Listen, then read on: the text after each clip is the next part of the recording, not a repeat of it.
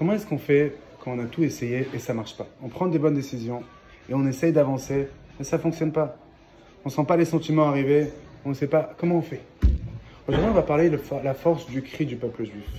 Comment avec un cri, on peut faire des choses incroyables. Et on va prendre de ça des enfants de Korach. T'as entendu parler de Korach? Korach, c'est un monsieur qui s'énerve. Et il s'est dit, Moshe Rabbeinu, il se prend pour le patron. Il dit tous les jours, il vient de sa tente et il parle avec le bon Dieu. Et il dit plein de belles choses, mais moi je ne suis pas d'accord. Je suis d'accord qu'il y a un bon Dieu, mais on est tous pareils. Il dit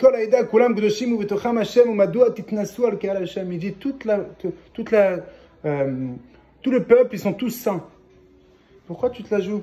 Pourquoi tu t'élèves sur tout le monde? Il y a un bon Dieu, il a créé des créatures, et tu me racontes des histoires, Dieu t'a dit ci, Dieu t'a fait ça, En plus, tu dis toutes ces phrases-là, peut-être pour après recevoir pour ta famille. Oui? Tu prends la tribu de Lévi, c'est ta tribu, les Kohanim, les prêtres pour le Beth Amikdash. Après, nous, on doit tout le temps vous donner. Chaque fois que tu as quelque chose, le premier, tu donnes au Kohen.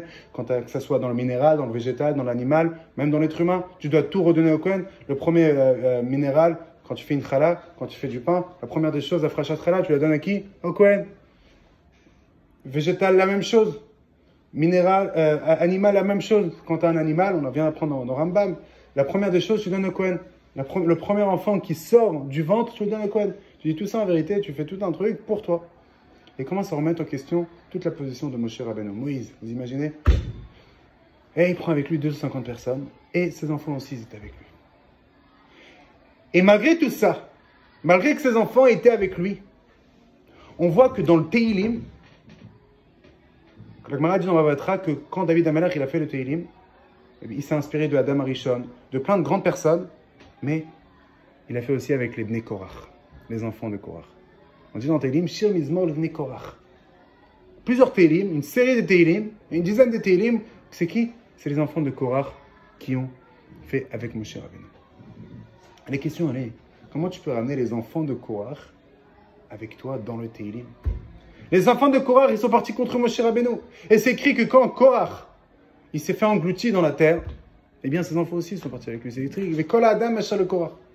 Tous les êtres humains qui étaient avec Korach. Tous ceux qui étaient avec Korach, boum, ils se sont engloutis dans la terre. Alors déjà, encore une fois, comment ils ont revu après et ils ont fait les Mizmor Teilim. Et deuxièmement, qu'est-ce que tu leur ramènes dans le Teilim? Et troisièmement, on va voir que Rosh Hashanah, avant qu'on sonne le shofar, on dit un Teilim 7 fois. C'est quoi le Teilim? Shir Mizmor Bnei Korach. Après on dit Allah Elokim Betroa Hashem Bekol Shofar. Dieu il est monté avec le son du shofar. Qui on mentionne un des jours les plus importants de l'année? Les enfants de Korach. Tu prends les gens qui sont partis contre Moshe Rabbeinu, des gens vraiment compliqués à vivre, des gens dangereux. Korach, c'était quelqu'un de dangereux, qui a pu faire, si Dieu ne serait pas mêlé, il aurait pu faire un dégât dans le peuple juif. Il remet en cause Moshe Rabbeinu, le plus grand prophète qu'il y a eu dans l'histoire. Et Moshe Rabbeinu, il essaie de partir le voir. Korach, il ne veut pas le recevoir. Alors comment toi, tu peux prendre les enfants de Korach et tu les mets dans l'endroit le plus saint, un des plus saints de l'année, avant le Tkiyat Shofar? Ok? Ça, c'est la question. Alors en vérité, aujourd'hui, on va dire des choses incroyables. Là, il faut savoir que le Baal Shem Tov, lui, il avait un élève qui s'appelait Reb Zev Kitzes. Et lui, il sonnait le shofar, au Rosh Hashanah. Et le Baal Shem Tov, il a partagé avec lui les kavanot. Il a dû décrire des kavanot qu'il doit avoir, des pensées qu'il doit avoir quand il sonne le shofar, de penser à des choses très simples. Et ce qui s'est passé, comme c'est écrit dans la Kabbalah, ce qui s'est passé, c'est qu'après, quand il a écrit, Reb Zev, il l'a mis dans sa poche. Il vient pour les tkiyot, il vient pour sonner le shofar. Et là, ce qui se passe, c'est que il veut commencer à sonner, mais ça ne marche pas. Qu'est-ce que ça veut dire ça ne marche pas? Il ne trouve pas le papier où il a écrit tous les kavanot. Et il ne sait pas quoi faire. Et là, il commence à pleurer. Alors là, le Baal Shem Tov, il lui a dit, quand tu fais toutes tes kavanot, quand tu réfléchis à toutes les choses incroyables de la Kabbalah, tu ouvres une porte dans le ciel. Mais quand tu as le cœur brisé, tu ouvres toutes les portes. C'est-à-dire que des fois dans la vie, on passe des parcours. Et on pense qu'on ne devait pas le passer. Mais non, il devait perdre son papier. pour qu'il ait un corps brisé. Quand il a un cœur brisé, Akadosh Baruch Hu, il aime les gens sincères. Bon Dieu, il aime les gens qui viennent avec sincérité, avec transparence. C'est ça en vérité qui va nous ouvrir les portes. Alors, on répète la question en 2 mots. Comment c'est possible que avant Tkiyat Shofar, on fait le mismor de l'Ivnei Korach? Ok, Shir mismor l'Ivnei Korach. A priori, Bnei Korach, c'était des gens vraiment très très loin qui étaient avec Korach. Alors déjà, il faut savoir que les enfants de Korach, c'est vrai qu'ils se sont engloutis dans la terre avec Korach. Mais, la Gemara dans Sanhedrin, Kofiut, elle dit Makom nitbatzer lahem beginom veyashvu alav v'amru shira. Il y avait un endroit, ça veut dire qu'ils sont tombés dans l'enfer. Mais quand Korach, eh bien, lui, il est tombé, et il est tombé dans le feu du Gehinom, et on a fait les poules rôtis. Il y avait un endroit spécial dans l'enfer, dans le Gehinom, spécial pour les enfants de Korach. Ça veut dire qu'ils avaient la première classe du Gehinom. Ok? Comme ça, la Gemara dit dans Sanhedrin. Qu'est-ce que ça veut dire exactement? Alors, il explique. Rashi dit Hem hayu be'etzat tchila, v'ishad ha'machloket yirut tshuva b'libam, lefichach nitbatzer lahem makom gavoa begehinom v'yashvu sham. Puisque eux, ils ont commencé avec Korach de partir contre Moshe Rabbeinu. Mais à un moment donné, eh bien, ils ont fait tchouva. Tu entends? Quand ils sont partis contre Moshe Rabbeinu, toute l'équipe, ils ont fait tchouva même dans leur cœur. En fait, il y a ton père qui fait tout un projet, et toi, tu peux pas partir contre ton père. Alors, tu restes avec ton père, mais dans ta tête, tu te dis, non, pas possible. Il y a quelque chose qui ne va pas ici. Et tu fais tchouva, et c'est ce qui s'est passé. Ils ont fait tchouva dans leur cœur. C'est pour ça que c'est vrai qu'extérieurement, ils sont tombés dans le Gehinom, parce qu'extérieurement, ils étaient contre Moshe. Mais dans le Gehinom, dans l'intérieur du Gehinom, il y avait un endroit spécial, le VIP du Gehinom.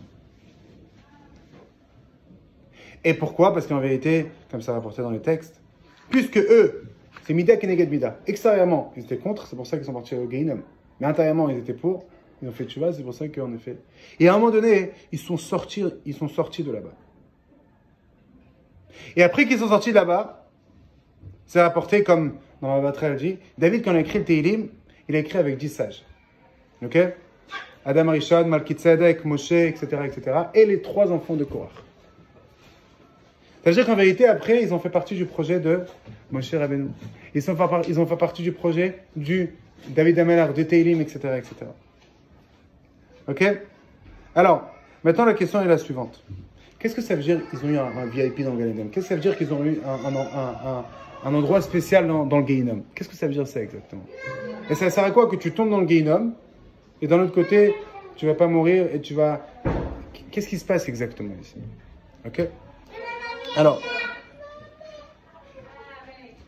il faut savoir une chose qui est très simple. En vérité, ils ne pouvaient pas mourir, les enfants de Korach. Pourquoi? Parce que dans leur descendance, il devait y avoir des gens énormes, des grandes sommités. Hein? Eux, spécialement leurs enfants, leurs petits-enfants. C'est écrit que Shmuel. Ok? Là, Bezrat Hashem, Rosh Hashanah, on va dire l'Haftara de Chana. Et dans l'Haftara de Chana, c'est quoi l'histoire de Chana? Chana, elle n'avait pas d'enfant. Elle se marie avec Elkana. Elkana, il venait de la descendance de Korach. Et à Pnina, il y a eu des enfants, et à Chana, elle n'avait pas d'enfant. Elle commençait à pleurer. Et à un moment donné, elle est partie voir Eli Cohen. C'était le grand prêtre de sa génération. Elle vient au Beth Amikdash et elle commence à parler. C'est écrit Vekola le Ishama. Quand elle parlait, on n'entendait pas sa voix. Et Eli, il voit une dame qui rentre comme ça. Et elle a l'air un peu qu'elle a bu de l'alcool avant. Elle a l'air un peu sous. Elle dit mais on n'a pas le droit de rentrer dans le temple quand tu as bu de l'alcool, c'est interdit. Et là, Chana dit non, j'ai pas bu de l'alcool. J'ai pas bu de l'alcool. Et chaque chadroit, Chanochi. Je suis une femme avec. Je passe des moments difficiles, je suis pas bien. Et là, elle raconte toute son histoire. Et dans la Gemara Brachot, dans Enomdim Litpalel, dans le Perek Enomdim Litpalel, Perek Sheni, on apprend toute la halachot de la tfila de Chana. Ok? Shmula Esrei, on n'a pas le droit de nous entendre quand on parle, on fait en silence, comme Chana, elle a fait en silence. Une série d'halachot qu'on apprend de Chana. Comment Chana, elle a fait, nous aussi, en vérité, on fait. Ça veut dire qu'on s'inspire de la tfila de Chana, et en effet, Baruch Hashem, elle a eu un enfant qui s'appelait Shmuel. Et c'est écrit Moshe et Aaron bechonav ou Shmuel bekoreshmo. Moshe et Aaron, c'était d'un côté, et Shmuel, il était shakou, la Gemara dit. Il était équivalent comme Moshe et Aaron. Il était tellement grand. Et puisque de Korach, en vérité, Elkana vient de Korach, il devait venir Shmuel à Navi, le prophète Shmuel. C'est pour ça qu'ils étaient obligés de vivre. Il ne faut pas partir de ça. Mais de l'autre côté, extérieurement, ils sont partis contre Moshe Rabbeinu. Ils devaient rentrer dans le Guéhinom. Maintenant, comme on comprend, après qu'ils sont rentrés dans le Guéhinom, ils sont ressortis. Et ils ont revécu. Et jusqu'à qu'ils ont eu des enfants, Elkana, etc., etc. Ok? Maintenant, il faut savoir une chose. Pourquoi je vous dis tout ça? Parce qu'en vérité, on veut parler de tchouva aujourd'hui. On veut parler des fois, on veut faire tchouva. Et on ne sait pas comment le faire. On ne sait pas quoi faire pour faire tchouva. Aujourd'hui, on va ramener un message incroyable qui est basé en vérité sur le Ravi. On va écouter Sichot. Pour nous faire passer le message comment en vérité faire tchouva. Ok? Comment? Et on va s'inspirer des enfants de Korach. Parce qu'en vérité, on est tous un peu comme les enfants de Korach. Extérieurement, des fois, on fait plein de choses qui ne sont pas reliées avec notre intérieur. Mais on veut, au fond de nous, on a une échama. Mais comment on fait ça? Alors en vérité, les enfants de Korach, ils n'ont rien fait de matériel. Ils ont juste crié. Ok? Ils ont juste crié un cri intérieur. Ils ont crié à Kadosh Baruch Hu, s'il te plaît, aide-nous. Mais ils n'ont pas fait quelque chose. Et on voit qu'avec ce cri, ils étaient sauvés. De là, tu vois déjà, premièrement, que du fait déjà que tu n'es pas bien, du fait que déjà que tu réalises que tu n'es pas dans un bon moment, Dieu il va te sortir de cette galop, de cet exil. Parce que Dieu il voit le cœur. Adam Irelainaim, l'homme juste il voit extérieurement, mais Dieu il voit ce qui se passe dedans. Et si intérieurement tu es sincère et tu montres à Dieu que tu veux, Dieu va te sortir. Et on apprend ça des enfants de Korach. Et le Rabbi dit quelque chose d'incroyable. Le Rabbi dit la chose suivante. Il dit, Bnei Korach, les enfants de Korach, ils étaient tellement bas qu'en vérité, pas seulement qu'ils ont fauté, mais ils ont fait fauter les autres personnes. Ceux qui sont venus et ils faisaient les Afghanot, comment on dit Afghanot, manifestations contre Moshe, etc. Ça veut dire qu'en vérité, ils sont partis contre Moshe. Eux-mêmes, ils étaient contre Moshe. Et pas seulement contre Moshe, contre le bon Dieu. Parce que si en vérité tu dis que Moshe il raconte n'importe quoi, alors en vérité toute la Torah elle part à la poubelle. C'est la base de nos bases. C'est la base de la Emouna. Chas v'shalom. Et même leur tchouva, elle n'était pas extérieure, elle était intérieure. De façon extérieure, ils ont continué à partir contre Moshe. Ok? Pourquoi? Parce qu'en vérité, leur sentiment de tchouva, ça n'a pas suffi pour les aider de sortir de tout ça. Et malgré tout, le Rabbi dit, malgré tout ça,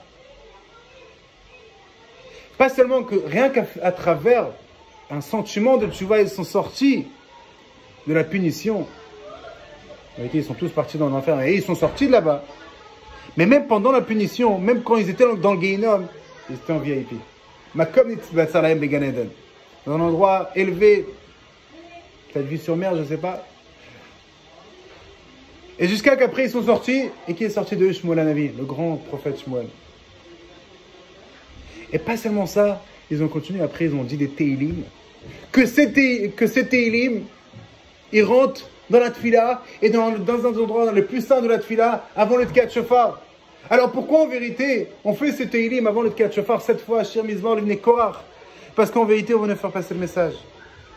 On s'en fout ce que tu as fait. On s'en fout même ce que tu fais extérieurement d'une façon générale. Bien sûr, après, il faut que tu fasses, tu vois. Si dans ton cœur, t'es brisé, tu peux arriver à des choses, à des niveaux incroyables. Parce que Dieu, il voit le cœur. Comme l'histoire, comme je viens de raconter l'élève du Baal Shem Tov, qui voulait avoir toutes les kavanotes, il les a écrits avant le Tkat Shofar. Et après, il les a perdus. Il a commencé à être brisé. Le Baal Shem Tov, il dit, avec ton cœur brisé, tu vas ouvrir toutes les portes. Et c'est pour ça qu'en vérité, premièrement, quand on sait que nous, dans notre cœur, on a un sentiment qu'on doit se changer, c'est déjà un début incroyable. Le problème, c'est quand la personne, elle n'a même plus ce sentiment. Mais on a des fois le sentiment, mais on n'y arrive pas. Très bien. Très très bien. On a le sentiment, on dit il faut, mais tu ne fais pas. Très bien. Tu penses, et tu le fais mais pas. tu ne vas pas. Très bien. Alors, on va donner quelques outils comme Itchele il a demandé, pour essayer à avancer. Comment faire pour, en effet, malgré qu'on a le sentiment, comment on fait pour avancer?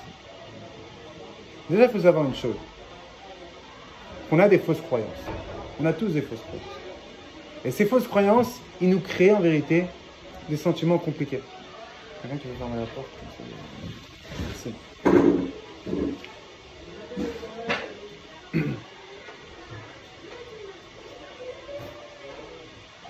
Avec.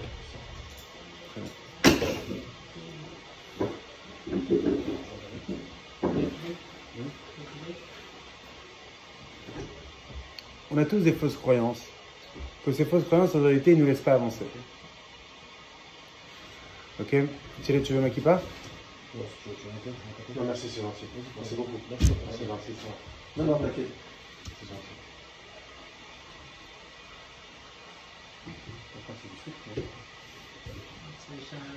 Ça va. Ces fausses croyances, ils ne nous laissent pas tranquilles. Ils ne nous laissent pas avancer. Ok? Et durant l'année Bezrat Hashem, ouais, c'est clair. Et durant l'année Bezrat Hashem, on va développer ce message. Parce que, en vérité, l'idée, c'est que on veut tous avancer, on veut tous évoluer, on veut tous devenir des meilleures personnes. Pourquoi on veut tous? Parce qu'on est là pour ça. Dieu nous a créés avec nos qualités. Merci, merci. Dieu nous a créés avec nos qualités et nos défauts pour pouvoir, en effet, développer et utiliser nos capacités pour avancer, pour faire évoluer nous-mêmes, notre monde personnel et le monde grandiose qui se trouve autour de nous, et arranger nos défauts. Mais des fois, on n'arrive pas à détecter les choses difficiles qu'on passe. Alors, on va commencer maintenant gentiment, mais Bezrat Hashem, durant l'année, on va développer ça. J'ai commencé de parler ça aussi avec Torah Café Femmes, et ils étaient tous vraiment très très intéressés de ces idées, parce que c'est vraiment des idées qui peuvent nous changer notre vie. J'ai entendu. T'as entendu, t'as écouté? T'as aimé? Tout à fait vrai. C'est vrai, hein?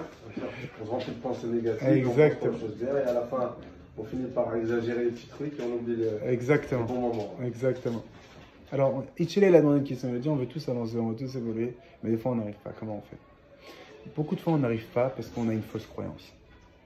Et aujourd'hui, on ne pourrait pas agir les 10. Il y a 10 déformations qu'on a tendance à faire dans notre vie, et c'est ça qui nous cause en réalité des sentiments compliqués. Tu peux voir des personnes qui sont toujours bien, et des personnes qui sont jamais bien. Et tu vois que c'est pas relié avec leur état financier, c'est pas relié avec leur état familial. Tu peux voir des gens qui ont tout est bien. Ok? Familial, ils ont une femme, ils ont des enfants, ils ont une situation financière qui va bien, etc., etc. Et tu les vois toujours pas bien. Et tu vois d'autres personnes qui extérieurement, ils ont l'air vraiment pas au top, mais ils sont toujours contents. Pourquoi? Et tu peux voir d'autres personnes qui étaient bien, et à un moment donné, ils sont entrés dans une dépression totale, et tu ne le reconnais plus. Tu dis, mais je te connais plus. Je me rappelle l'année dernière, tu étais plein de vitalité, tu bougeais de partout, tu étais au top, bam. Et là, cette année, je te vois. Mais pourquoi? Qu'est-ce qui s'est passé? Et la réponse, elle est très simple. La personne a tendance à se créer un dialogue dans la tête, à se créer des croyances. Et ces croyances, en vérité, des fois, ils sont vrais, des fois, ils sont faux. Je sais que si pendant 3 jours, je ne vais pas manger, je ne vais pas boire, eh bien, mon état sera compliqué, on est bien d'accord. Alors ça, c'est des vraies croyances. Alors, je sais qu'il faut que je mange pour vivre. Mais on se crée des fois des fausses croyances. Mais le problème, c'est que des fois, on ne sait pas c'est quoi vrai, c'est quoi faux. On ne sait pas ce qui est logique, ce qui est automatique, ce qui est négatif, ce qui est déformé. Alors c'est pour ça que durant l'année, on va développer, on va faire ensemble une formation. Et qu'il faudrait être avec moi, ça veut dire écrire. On va juste aujourd'hui faire la première façade de Bezrat Hashem, le prochain cours qu'on va faire ensemble. On va développer bien plus. Il faudra faire des exercices si vous voulez vraiment avoir une belle vie. Se sentir bien. Et se sentir bien, c'est pas combien tu as fait ce mois. Et c'est pas combien de résultats tu as eu. C'est comment tu as créé ton dialogue mental. Et pour ça, c'est un travail qui est d'un côté long, parce que ça prend du temps. Comme le Banzakai dit au début du Tania, mais après c'est court. Après que tu as réussi à le faire, t'es bien. Alors je répète, on va ramener 10 déformations. Que ces 10 déformations vont nous aider en vérité à comprendre, à détecter c'est quoi les déformations qu'on fait, et après faire des exercices. C'est quoi les exercices? On va mettre 3 colonnes. Pensée automatique. Quand, durant la journée, tu as des pensées qui te créent des sentiments, les sentiments ils viennent des pensées en vérité. Okay, les pensées, ils sont fausses. Les sentiments sont vrais. Je suis vraiment pas bien. Parce qu'avec un faux dialogue. Alors, après qu'on va détecter, après qu'on va savoir la 10 déformations qu'il faudrait connaître parfaitement, on va écrire pensée automatique. Je suis arrivé en retard, c'est saoulant, j'arrive tout le temps en retard, tout le monde va me regarder et va dire regarde, cette personne-là, c'est un imbécile. Toutes ces phrases qu'on se met dans notre tête, qu'en vérité, c'est des déformations. Après, on va voir c'est quoi la déformation. Ok? Ou tout ou rien, exagération, lire les pensées des gens. Et après, pensée logique. C'est vrai que je suis arrivé en retard, mais ça arrive à tout le monde d'arriver en retard. Et c'est pas pour ça que je suis un imbécile. Et j'arrive pas tout le temps en retard. Parce qu'en pensée automatique, je me dis j'arrive tout le temps en retard. Et la majorité des fois, j'arrive 8 à l'heure. Et en effet, s'il faut que je travaille sur ça, c'est pas en me critiquant, c'est essayer de voir logiquement comment faire pour faire évoluer ce côté compliqué que j'ai dans moi, de ne pas arriver à l'heure, etc., etc. Et doucement, doucement, quand on va faire ces exercices, et je veux dire, ces exercices qu'on le fait, il y a des millions de personnes qui l'ont fait dans le monde. C'est une chita, c'est assez... Comment on dit une chita en français? Une leçon. C'est une leçon que des millions de personnes dans le monde, ils ont changé leur vie grâce à ça. Des gens qui étaient en dépression pendant 20 ans, ils sont sortis à travers ces exercices qui sont tellement simples, mais tellement forts et tellement vrais. Parce que tristesse, oui, tout le monde peut avoir, et c'est normal d'avoir. Tu passes des moments difficiles. Mais tristesse, c'est quoi? Ça vient avec une chaleur profonde. Hein? Un avis, tu peux dire un avis. Ouais, exactement. Mais dépression est égale froideur. Du coup, je ne peux plus bouger. Ok? J'arrive plus à dormir, plus à manger, plus à réfléchir, plus de vitalité, plus de volonté, plus rien. Ça vient à cause des fausses croyances. Alors aujourd'hui, on va ramener la première fausse croyance, qu'avec cette fausse croyance, on pourrait en effet évoluer de façon incroyable. Ok? La première fausse croyance est la suivante. Il faut comprendre qu'il n'y a pas de perfection dans ce monde. Ça n'existe pas. Le plus grand mensonge qu'on peut vendre à l'humain, c'est la perfection. Il n'existe pas la perfection. On est né dans une vie qui n'est pas parfaite, avec des gens qui ne sont pas parfaits, avec un monde qui n'est pas parfait, pour qu'à notre tour le rende parfait. Voilà. Ah, Nishmas Baba. Menouche Bat Mordechai Leib. Voilà, c'est la grand-mère de votre Hashem qui l'a aidé Nishma. Menouche Bat Mordechai Leib. Parce qu'en vérité, qu'est-ce qui se passe? On a tendance à se dire ou tout ou rien. Ce matin, je me suis levé, j'ai fait un Torah café de fou. Je vais passer une bonne journée. Bon, prochain, je passe une bonne journée. Un matin que je me suis levé à 11h, ma journée est partie à l'eau. Oh, t'as midi, 1h, 2h, 3h, 4h, 5h, tu peux faire plein de belles choses. Non, c'est fini. Je prends mon téléphone et je perds 10h. Mais pourquoi?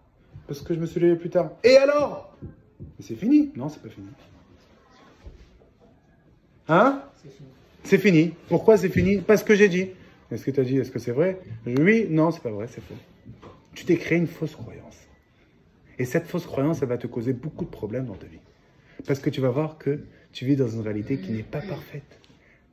C'est toi qui dois la rendre parfaite. Et elle ne va jamais devenir parfaite jusqu'à que ma chère viendra. Et là, tout va être parfait. Mais pour l'instant, non. Et la même chose avec les gens autour de toi. Tu as côtoyé une personne, c'est super sympa. Et un jour, tu as vu qu'il a un défaut. Je ne parle plus. Oh, calme-toi, frérot. On a tous des défauts. Il n'y a personne qui est parfait. Il y a une personne, une fois, une dame qui voulait se marier. Et chaque personne qu'elle rencontrait, non, il n'est pas bien, il n'est pas bien. Elle est rentrée chez Rabbi, elle a vu que c'était compliqué parce qu'elle voulait se marier, ça fait déjà des années. Rabbi dit, je pense que tu lis trop de livres, de romans et d'amour. Une réalité qui n'existe pas, et tu t'écris un film qui n'existe pas. Oh, calme-toi.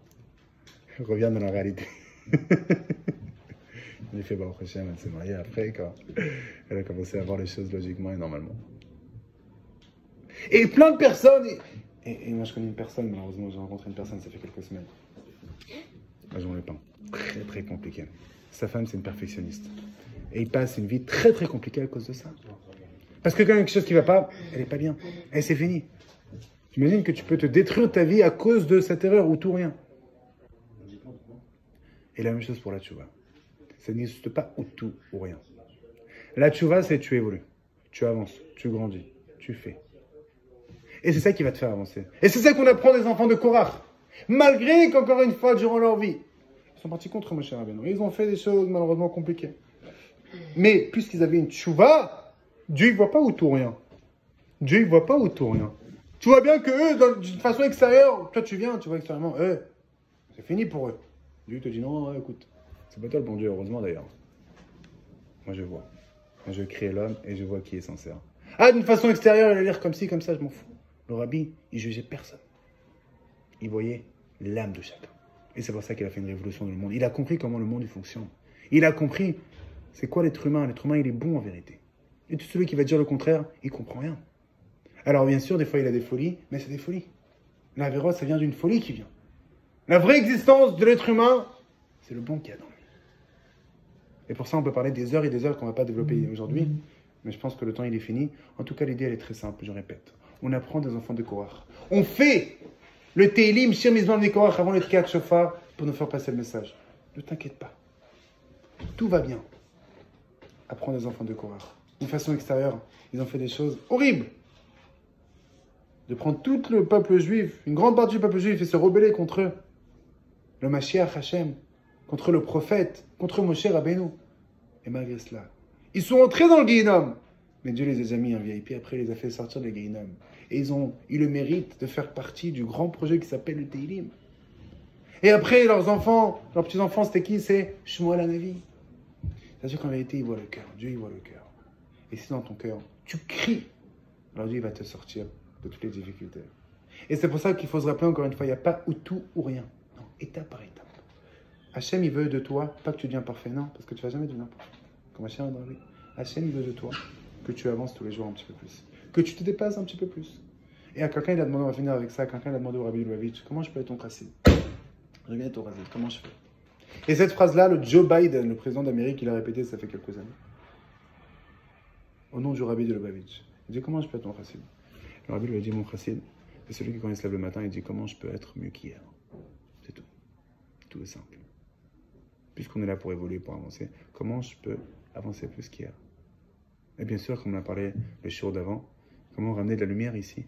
Le premier jour de la création, Dieu a créé la lumière. Pourquoi? Pour nous montrer le mode d'emploi. On est là pour ramener de la lumière.